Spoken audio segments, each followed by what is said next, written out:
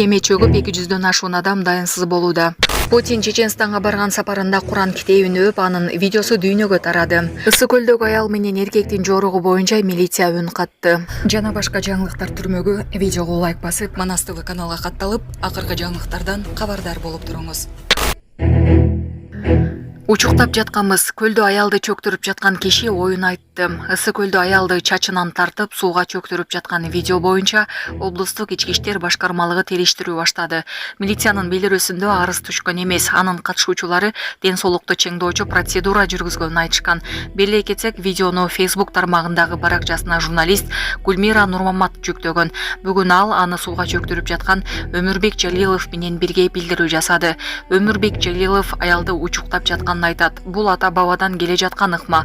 Мурда суу менен бетине чачып учуктап коюшчу. Биз дагы Гүлмираны учуктап жатканбыз. Аны менен нервин калыбына келтирүүгө болот. Видеону күйөөсү тарткан дейт өзүн психолог деп тааныштырган адам. Гүлмира Нурмаматов дагы акыбалы жакшы экенин кабарлады. Беле кетсек, Өмүрбек Жалилов Facebook баракчасына өзүн психолог доктор деп белгилейт. Анын курстары 3000 сомдон жогору. Социалдык тармакта жүктөгөн видеолорунда көбүнчө аялдарды топтоп дарлап, баспаган кишини бастырып, агарган чачты карартып, уйкусуздукту айыктыраар айтылат. Анын ыкмаларын белгилүү блогер Назира Айтбекова дагы колдоп жазды. Булак репортер KG.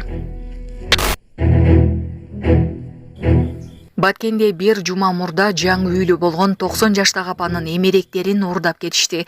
Буга чейин Баткенде жетекчилердин биргелешкен аракети менен 90 жаштагы энеге үй курулган. 90 жаштагы Ташбөбө Абилова 54 жаштагы ден соолугунан мүмкүнчүлүгү чектелген кызы менен туруктуу жашаган жайы жок айылдагы бош үйлөрдө баш калкалап келген. 20 август күнү Ташбөбө Абилова ден соолугу начарлап кызы менен кошо ооруканага кетет. Ошол күнү Абилованын үйүнүн терезелери ачык калып, үй буюмдары белгисиз адамдар тарабынан уурдалгандыгын эртеси тактап айтканда 21 август күнү байкаган. Алар бул боюнча милицияга кайрылган эмес. Бул маалымат социалдык тармакка чыккан соң Баткен Риптин ыкчам тергөө тобу окуя болгон үйгө барып, Абилованын тамак бышырчу плитасы, казаны жана конвертте турган 2000 сом акчасы жоголгондугун такташкан. Бул факты Баткен Риптин маалыматтардын электрондук журналына катталып, учурда текшерүү иштери уланып жатат. Булак Назар News KG.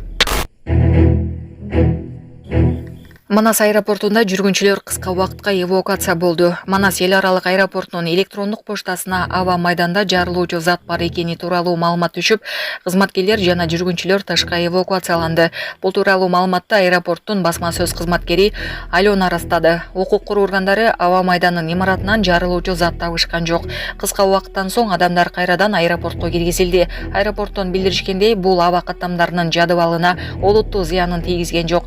Учактар өз убактысында уча берери маалымдалды. Манас эл аралык аэропортунда жарылуучу зат бар экени тууралуу кабардан улам быйыл майда жана июнда да ушундай эле кырдаал түзүлүп, жүргүнчүлөр эвакуация болгон. Кийин маалыматтар расталган эмес.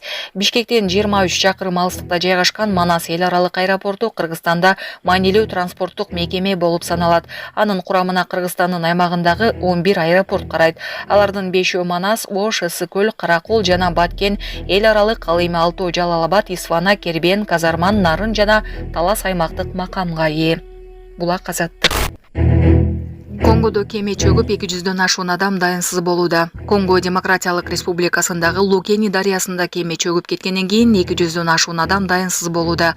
Бул тууралуу Конгонун Эктулейт маалымат порталы билдирди. Кеме 3 жүргүнчүсү менен 18 августта кечке жок Мажук айылынан чыгып кеткен. Караңгыда тоскоолдукка учурап оодарылып кеткен. Жээкке 43 адам жетип, 3 кишинин сөөгү табылган. Калгандары дайынсыз жоголуп изделүүдө.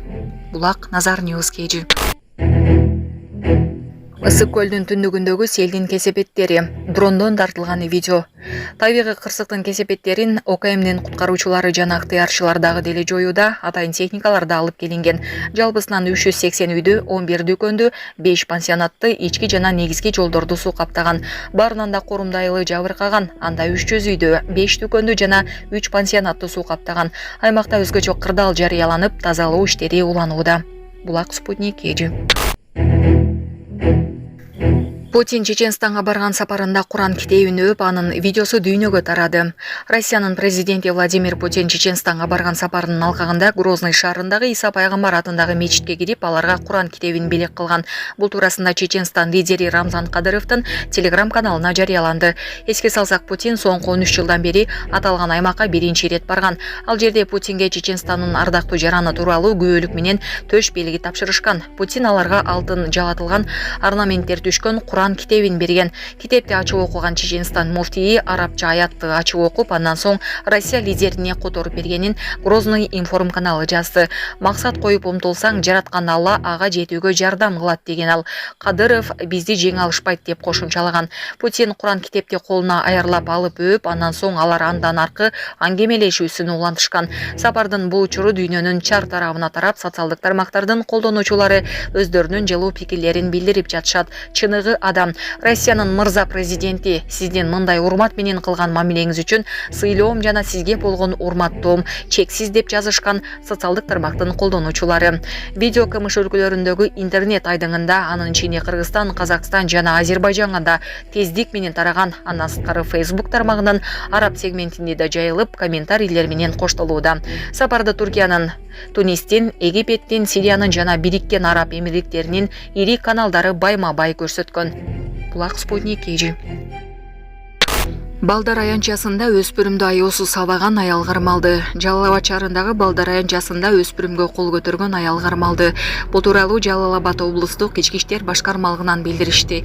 Маалыматка ылайык, 19 август күнү Жалал Абад шаардык ички иштер башкармалыгына Сузак районуна караштуу Октябрь айылынын 1991 жылы туулган тургуну арыз менен кайрылган. Анда 17 август күнү саат 18:30 чамасында Жалал Абад шаарындагы Плаза Сода борборунун 4-кабатында 2012 жылы туулган баласын бейтаныш 30-35 жаштар чамасындагы аял киши бети башына урганын айткан. Аталган маалымат катталып, тергөөгө чейинки териштирүү иштери башталган. Ал эми жабырлануучуга карата атайын соттук медициналык экспертиза дайындалган. Натыйжада 2012 жылы туулган өспүрүм баш мээсинин чайкалуусу менен Жалал Абад облустук балдар ооруканасына жаткырылган.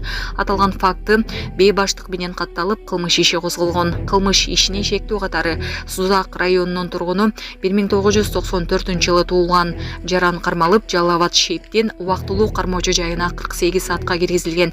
Учурда тергөө амалдары жүрүп жатат. Белек кетсек, 20 августта социалдык тармактарда Балдар аянчасында аялдын балага кол көтөргөн видеосу тараган. Булак Назар Ньюс KG. Өзгөндө 14 жаштагы кыз көз жаргандан кийин жаш жигит кармалды. Айрым жагдайлар. Ош облустунун Өзгөн районунда 14 жаштагы кыз көз жарды. Бул тууралуу турмуш басылмасына Өздүк булактар билдирди. Алдын ала маалымат боюнча, кыздын 13 жашында боюна бүтүп, 14 жашында төрөгөн. Ал эми Өзгөн райондук аймактык ооруканасынан тастыктаган маалыматка караганда, өспүрүм кыз 18 август күнү көз жарып бул төрөгөн. Ымыркайдын салмагы 3 кг 100 грамм. Учурда эне баланын абалы жакшы деп айтылат маалыматта. Ош облустук ички иштер башкармалыгынын басма сөз кызматы бул факт Өзгөн райондук ички иштер бөлүмүнө каттоого алынып, тергөөгө чейинки текшерүү иштери башталганын билдирди. Чогултулган материалдардын негизинде зордуктоо негизинде кылмыш иши козголуп, ыкчам тергөө амалдары башталган. Ыкчам издөө иш-чараларынын натыйжасында кылмышка шектүү катары Өзгөн районунун 2003 жылы туулган тургуну 20 август күнү кармалып, убактылуу кармоочу жайга киргизилди деп айтылат маалыматта. Учурда тергөө амалдары уланууда. Булак Турмуш KG. Баткенде таанышына ок аткан жаран өз өмүрүнө дагы кол салды. Лейлек районунун 55 жаштагы тургуну өзүнө ок атып көз жумду. Бул тууралуу Баткен облустук ички иштер башкармалыгы билдиришти. Ага чейин өзүн жаран 51 жаштагы таанышына атып салган. 21 август күнү тойдон келе жаткан күйөөсү менен аялын токтотуп, 12 калибрлүү куралдан 2 жолу ок чыгарган. Ал алган жаракаттан улам көз жумду. Көп өтпөй жарандын сөөгү табылган. Милициянын айтымында экөөнүн ортосунда мурдадан келишпестик болгон. Булак Репортер KG. Ысык көлдөгү аял менен эркектин жоругу боюнча милиция үн катты. Ысык көлдө эркек киши аялды сууга чөктүргөн окуяны милиция териштирип жатат. Ысык көл ОИБдин басма сөз кызматы билдиргендей, аталган окуя боюнча арыз түшкөн эмес. Бирок окуяны териштирүү үчүн Ысык көл райондук ички иштер бөлүмүндө маалыматтардын